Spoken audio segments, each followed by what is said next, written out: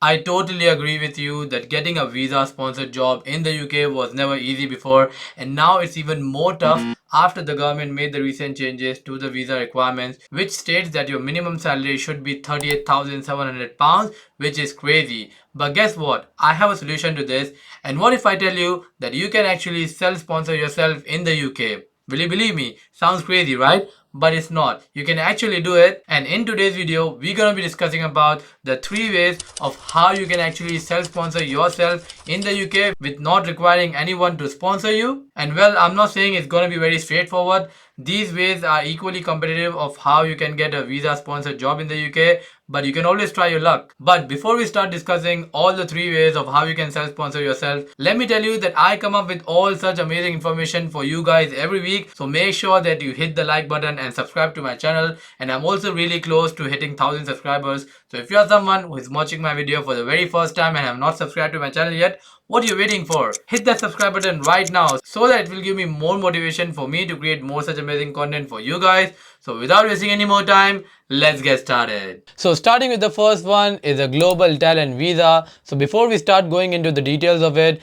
let me tell you that UK in general doesn't have a self-sponsorship visa unlike other countries. The visas we're going to discuss is the alternate route that you can take to self-sponsor yourself without requiring other companies to sponsor you. So coming back onto global talent visa, in order for you to be eligible for this visa type, you need to be a leader or potential leader in academia or research, arts and culture, or digital technology. So when I say digital technology, it means that you can be an IT professional or someone with a technology background, and also you need to be more than 18 years old. And apart from this, you also need an endorsement from an endorsement body to support your case for you to get this visa. More details on how you can get endorsed by the endorsement body is available on gov.uk's website. Don't worry, I'll put the link in the description. But let's say for example, if you're someone from a technology background, then you need to be endorsed by Tech Nation, and you need to prove that you are a leader or a potential leader in that field. So just to give you an example of how you can consider yourself to be a leader or a potential leader if you are someone from an IT background. So let's say if you're working in a technology department of a company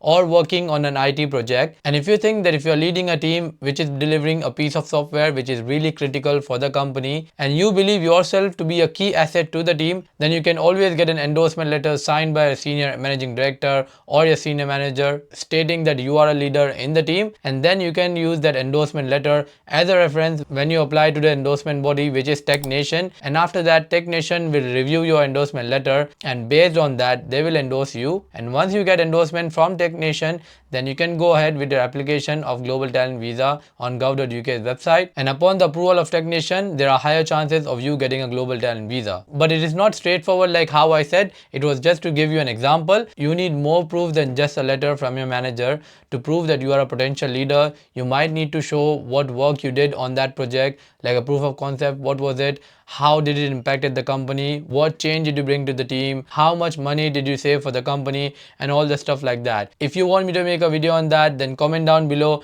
and I can make a separate video. So getting back onto the topic, you can stay up to 5 years on this visa, and after 5 years you can apply for an ILR. Guess what? You can also apply for the visa without an endorsement if you have won an eligible award, which is mentioned on gov.uk's website. Don't worry, the link is in the bio. You can check out later on. You can also apply for an ILR after 3 to 5 years of you working on a global talent visa. And guess what? You can also bring along your dependent with yourself on this visa. Now looking on to how to apply, it's really easy. All you have to do is go onto Google and type in global talent visa, and that's where you can go and fill out the form. You can apply from outside the UK as well if you are not someone who is currently staying in the UK. And normally you will get a decision in 3 to 8 weeks. And if you think that getting a global talent visa is going to be really tough, then don't worry, it's not actually that tough. If you can have a look at this article, it says that there was a rise by 58% and the total grants were 4046, so which is not a small amount, which is a huge amount. So there is still a high chance. So I would say you give you a shot if you think that you are a leader or a potential leader. On to next one is the Innovator founder visa.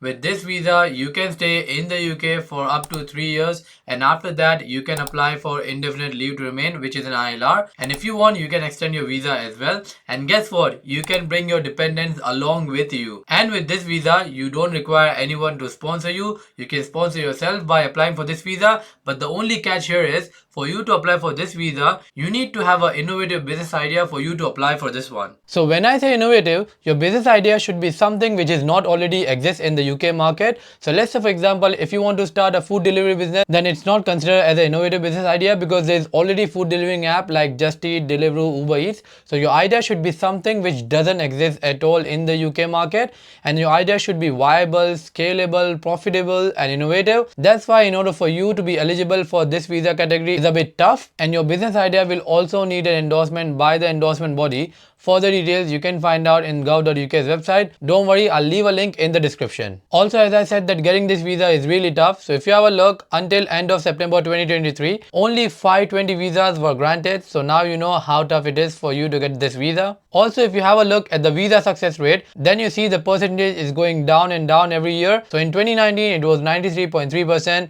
And in 2022 is just 82.30. So I would say this visa is only granted to exceptional talents who have some innovative business idea which doesn't exist in the market. Well, other things that you can consider is looking at the ideas which exist in other countries but not UK. I'm not saying that you will get a visa still. There will be other caveats that you need to take care of, but you can still give it a shot. So let's say if you are someone not from the UK but from some other countries, and if you have a successful running business idea in your country which doesn't exist currently in the UK, so you can come up with that idea and then you can apply for this visa just to see if you get the visa, because then you can stay in the UK for 3 years. And also something to take care of, you cannot join a business that is already trading. So your idea has to be new and your business has to be new. So when I say that, you will need to start your business once your idea is approved. Second thing is, it is but obvious that your idea should be innovative, original business ideas, and it should not be something which is already in the UK market. So I've already mentioned that before. It should be viable, so your business idea should show a potential for growth. Your business idea should be scalable, so you must give evidence of planning that includes creating jobs in the UK and growing into national and international markets. Applying for this visa is again really simple.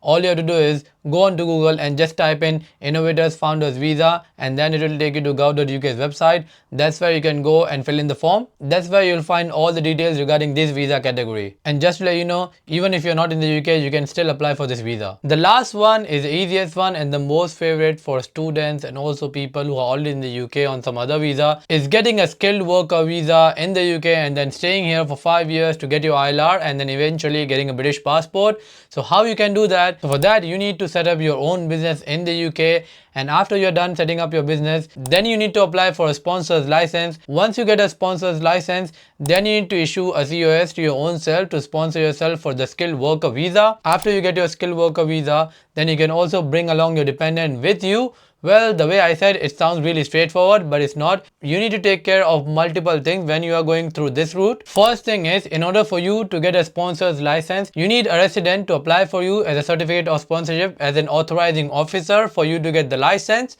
Second thing is, you need to take care of the salary threshold. As you all are aware that from April, the salary threshold has increased from 26,200 to 38,700 pounds.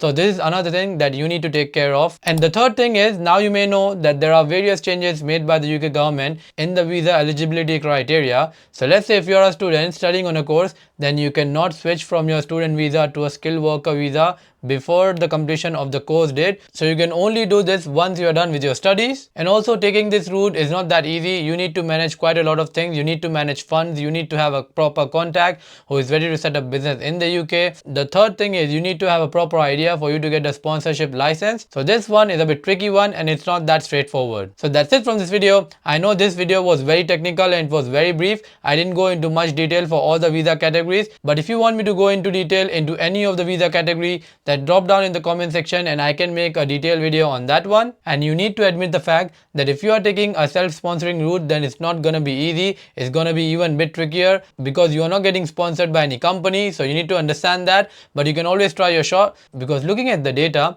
you can believe that there are people actually applying for all these visas and they are actually getting these visas. So why not you? All you have to do is a little more research, talk to people, come up with an idea, and then apply. So I come up with all such amazing information for you guys every week. So if you're someone watching me for the very first time, then I will really request you to hit that like button and subscribe to my channel if you haven't done already. I'm really close to 1,000 subscribers, so please make that happen for me by hitting that subscribe button right now so that it motivates me on keep creating more such informative content for you guys. So with that being said, bye for now.